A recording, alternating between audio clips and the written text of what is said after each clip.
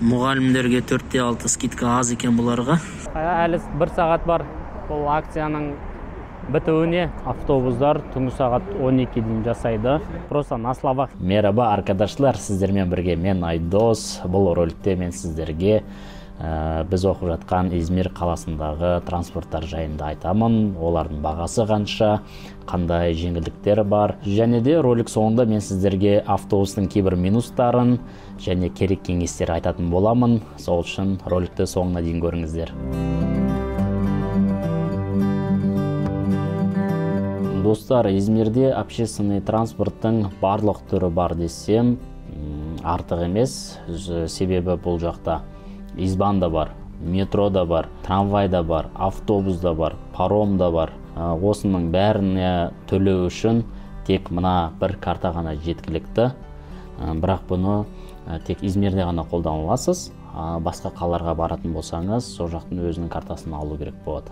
Біздің студенттер общежитиеде тұратын академияға метромен келеді, пересадкасыз.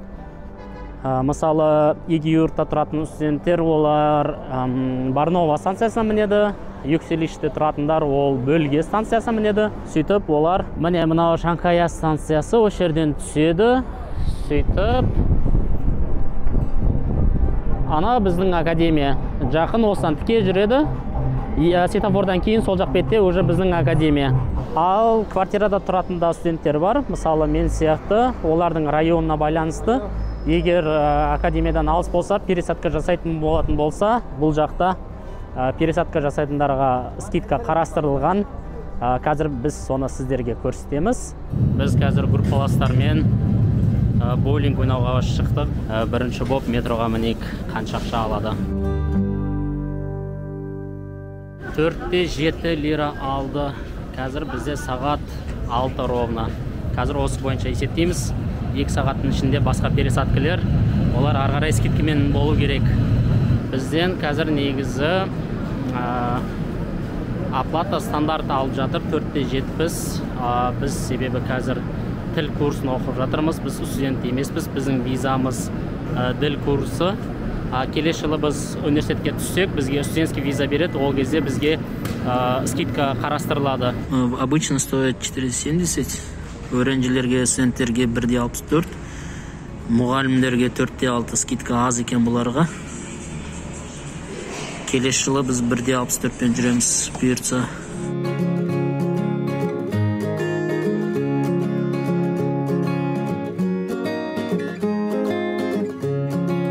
Біз қазір паромға міндік, 0.99 алды уже екіншісі мінгенге. Сағат 6-дан 11 кетті, 11 минут жүріппіз бағана метродан бері қарай.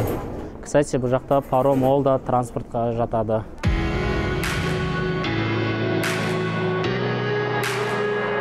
Біз қазір қаланың мына жағынан жағына барып жатырмыз. Каршаяка районы. Паром арқылы өте тез, 15 минут. Егер машинамен барсаңыз, пробканы санағанда 1 сағаттай уақыт кетеді. Вот сол үшін бәрі паромды қолданады.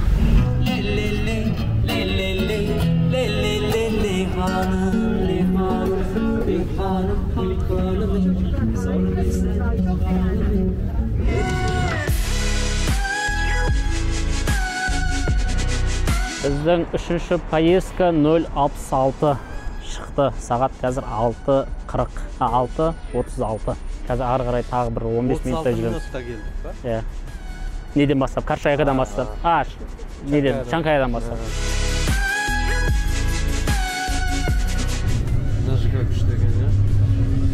Біз Мави-Шехерге келдік.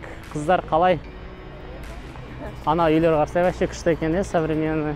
Мына жерге 52 минутта келдік. Қазір 6-тан 52 кетті.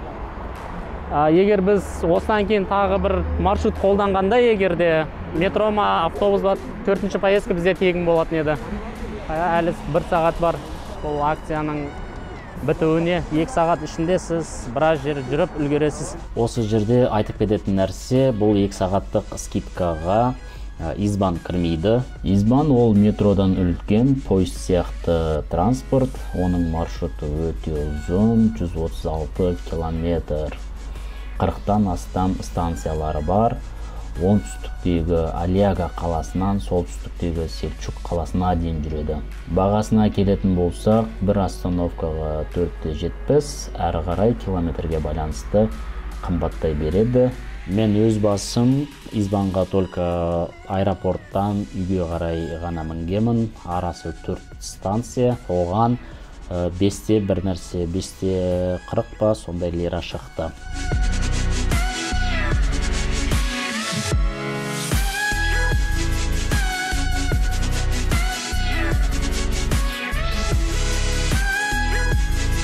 Алдан видео түсірген кезде мен топ 5 деп Измирдің күшті жерлерін көрсеткен едім. Вот сол топ 5-ке кірмей қалған райондардың бірі, бірақ өте әдемі район. Измирге келсеңіздер, міндетті түрде осы Каршаякыға, именно Мави Шехирға келіңіздер. Домдар, современный, жаңа районның өзі, европейский стильде. 3 торговый центр қатар орналасқан, бірінен кейін бірі. Келіп үшеуіне де кіріп қайтсаңдар, үшеуі де по-своему 3 түрлі әдемі.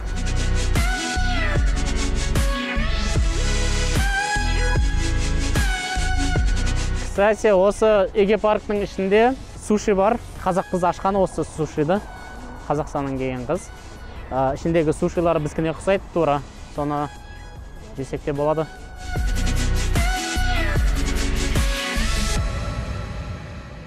Гол!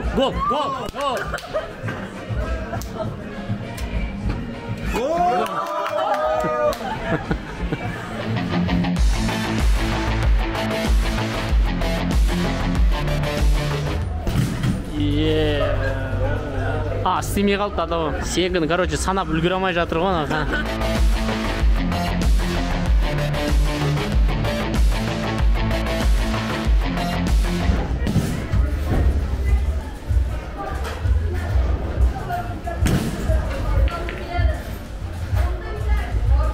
Сенен жай ұрдың ғой мені.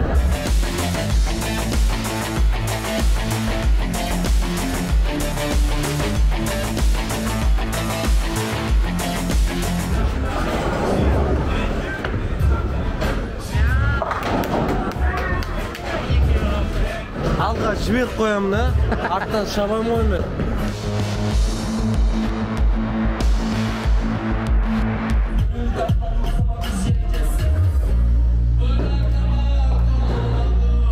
Конкуренция номер 1, Нұрқанат.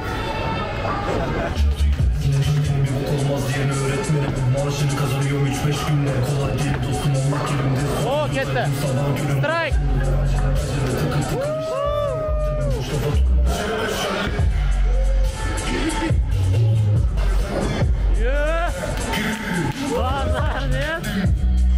Қазір менің конкуренциям сен емес уже. Мына жігіт 3 рет подряд страйк жасады.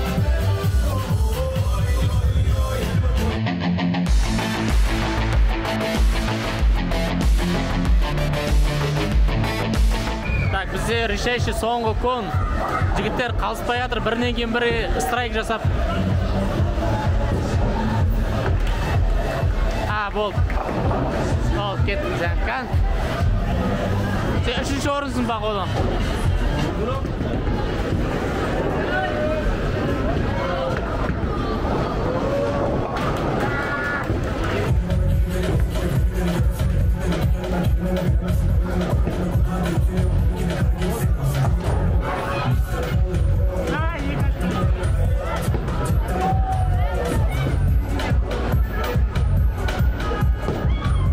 Сонымен итог, бірінші орын Аслан бізде, молодец. 2 мен, 3-ші Нұрғанат.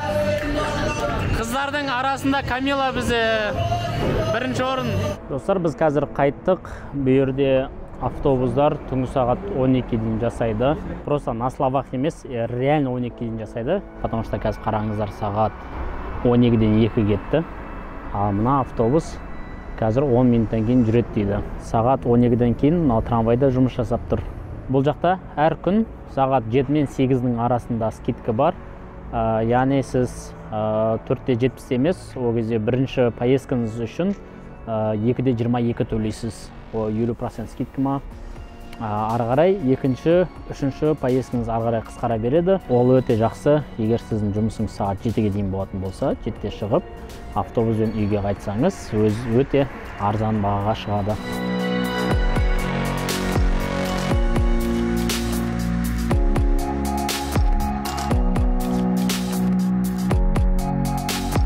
Автобус жұмыс уақыты будний күндері сағат 12-ге дейін, выходной күндері сағат 1-ге дейін, мейрам күндері жұмыс уақыты біраз өзгеруі мүмкін, бірақ жақсы жағынан, мысалы біз алдын бір концерттен шығып, түнгі сағат 3-те метроға отырдық, бірақ интервал арасы сәл ұзақтау болды, бағасы да қымбаттау, 10 лира төледік, бірақ таксимен қайтқаннан тиімді. Ал енді достар, Түркияға алғаш келетін адамдарға керек кеңес. Біз Қазақстанда автобуста мүлдем қолданылмайтын стоп кнопкасы бұл жақта өте маңызды.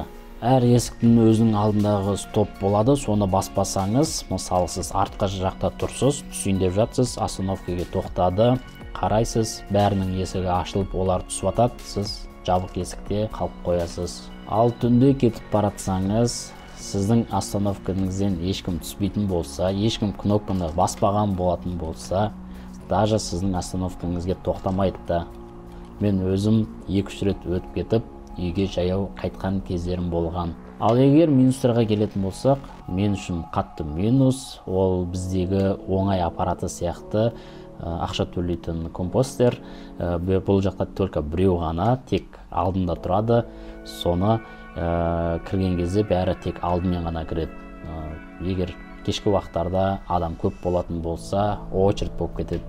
Особенно қыстың күні ол өте қиын, далада жаурап тұрасыз, ортадан кіруге болмайды. Алдыңғы есік жабық, осы алдынан кіреді негізі. Адамдардың бәрі күтіп тұр. Водитель күтіп жатыр. Мына конечный автобустың ең қызығы мына жерде есік негізі ашық тұр, бірақ ешкім кірмейді.